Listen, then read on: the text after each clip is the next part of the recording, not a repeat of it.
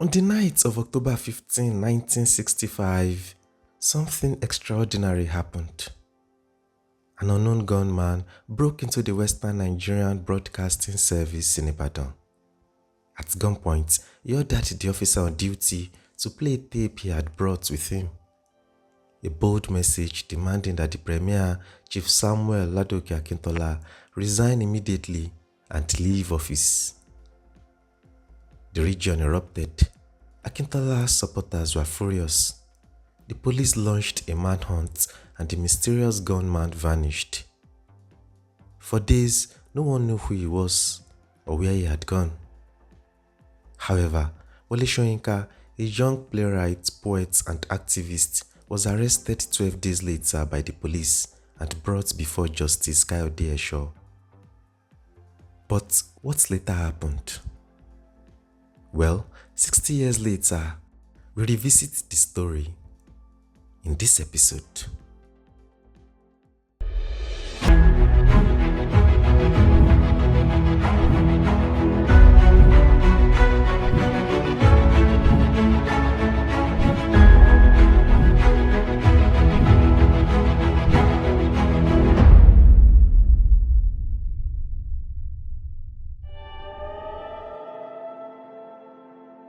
To grasp the gravity of what happened that night, one must understand the western region of Nigeria in 1965.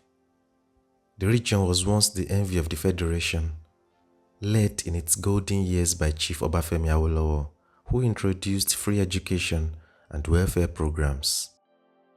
But by the early 1960s, things had fallen apart. The alliance between Awolowo and his deputy, Akintola, had crumbled into enmity. Akintola broke away to form his own party, the Nigerian National Democratic Party (NNDP), while Awolowo's supporters remained with the Action Group (AG). Elections became warfare. Thugs roamed the streets. Ballot boxes were stuffed or burnt. The region earned the nickname the Wild Wild West. Violence fled in towns like Ogbomoso, Ibadan, and Oyo. People died for daring to vote. Amid this chaos, Premier Akintola clung to power, insisting that order would soon return. His government prepared a broadcast to declare victory and call for peace. But peace was far away. Many Nigerians felt that democracy had been murdered. The Western region had become a land of bitterness. Its people disillusioned by leaders who spoke of progress but practiced oppression. In such a climate, it was not hard to imagine a brave or desperate soul deciding to seize the microphone and give voice to the truth.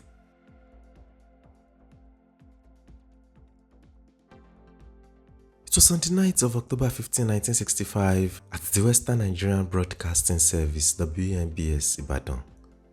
The officer on duty, Akinwande Oshin, was preparing to air Akintola's recorded message at precisely 7 p.m.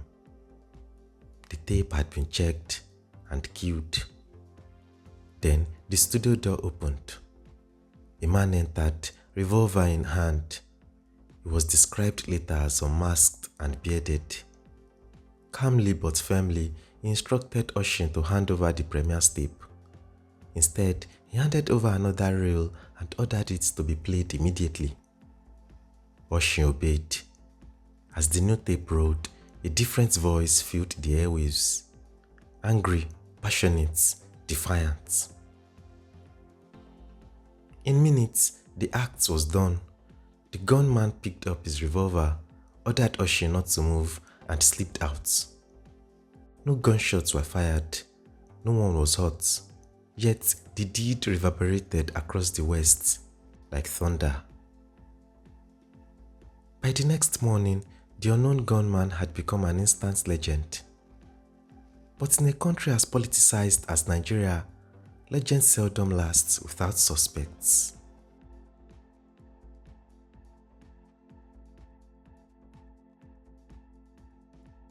Among the shocked citizens was a 31-year-old lecturer and playwright at the University of Ibadan.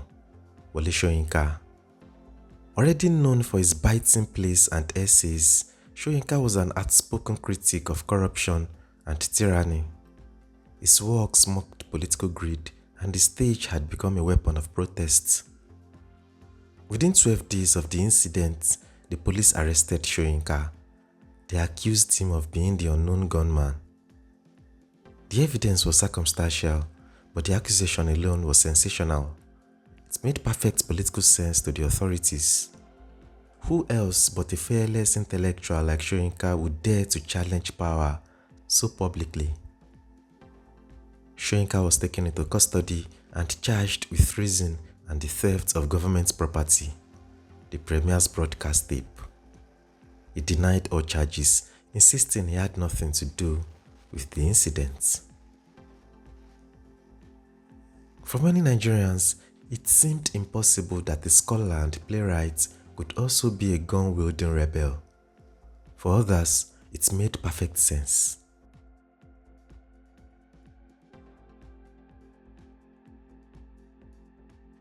The trial began before Justice Kayode Esho, a 40-year-old brilliant jurist who would later become one of Nigeria's most respected judges.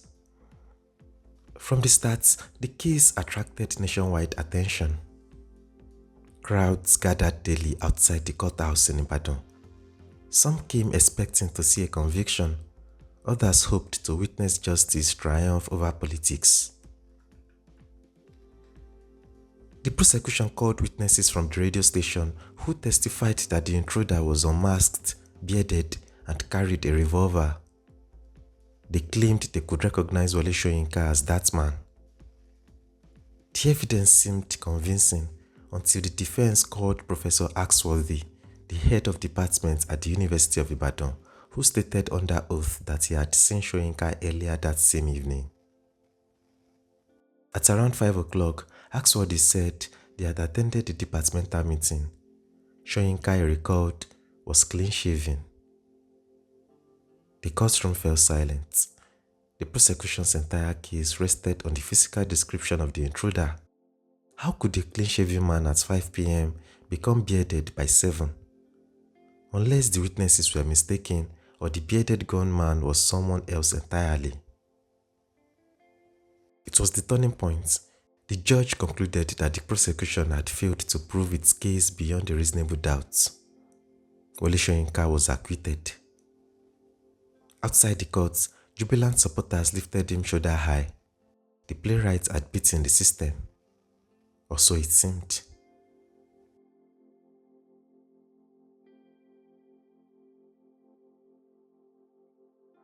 Although legally free, Soyinka could not escape the shadow of the unknown gunman.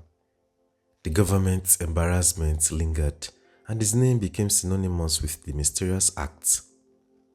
For years, people whispered about whether he had truly done it. The absence of proof only deepened the intrigue. Soyinka, for his part, refused to clarify. He neither confirmed nor denied the allegations. Instead, he let the myth breathe. In interviews, when journalists pressed him, he would smile and quip.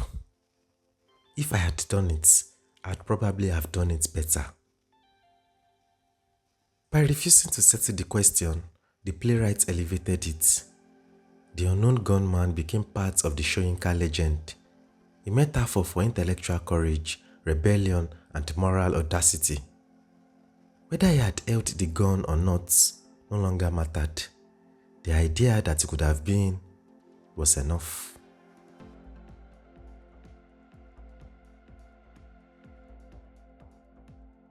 Over the decades, the story of Wole Soyinka and the unknown gunman has evolved into more than just history. It has become a tale. It speaks to the eternal struggle between truth and power, between those who control the microphone and those who snatch it away to talk about truth to the people. To some, the unknown gunman is a hero, a symbol of defiance against tyranny. To others, he is an outlaw, an emblem of the chaos that helped unravel Nigeria's first attempts at democracy. Yet, for most, he remains a ghostly figure who straddles both worlds. the intellectual with a gun, the poet with a curse, the writer who refused to whisper. It is fitting, perhaps, that Wole Soyinka became Nigeria's first Nobel Laureate in literature 2 decades later, in 1986. His works continued to interrogate power, corruption, and human conscience. From the stage to the page, he wielded his pen like a weapon, proof that words too can hijack the airwaves. 60 years later, the Ibadan broadcast incident still haunts the collective imagination. Historians and journalists continue to debate what truly happened that night. Did Wole Soyinka really enter the broadcasting house?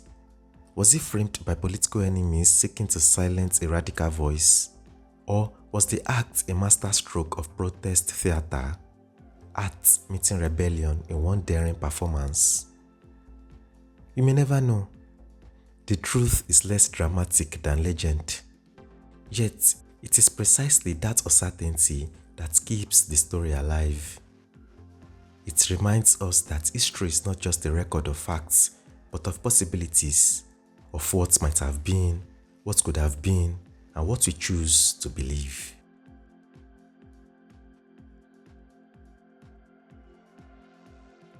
So, who was the unknown gunman who stormed the Ibadan Broadcasting House in 1965?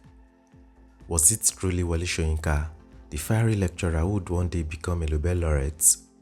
Or was it another man entirely, someone history forgot, whose boldness was wrongly attributed to the playwright? And if it was Wole Soyinka, what does that say about the power of conscience? Can rebellion ever be justified when truth is under siege? When a government silences its people, is it wrong for a citizen to seize the microphone?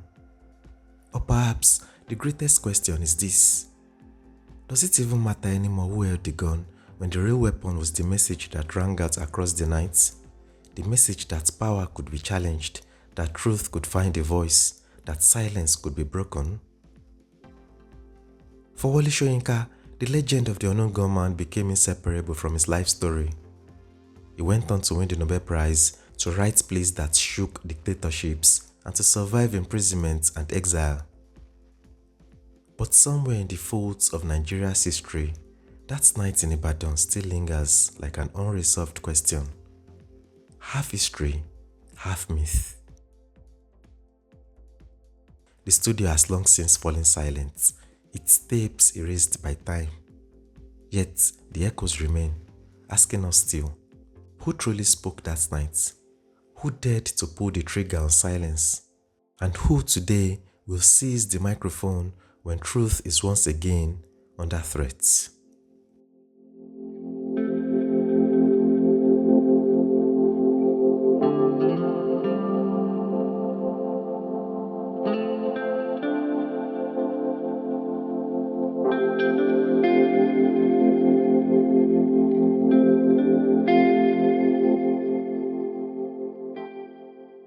The Western region crisis deepened after the unknown gunman incident.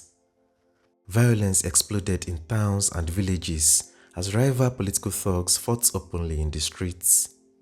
Houses were burnt, opponents were hunted down, and the entire region seemed to collapse into anarchy. The conflict became known as Operation Wetie. You can check out the full story in our next episode.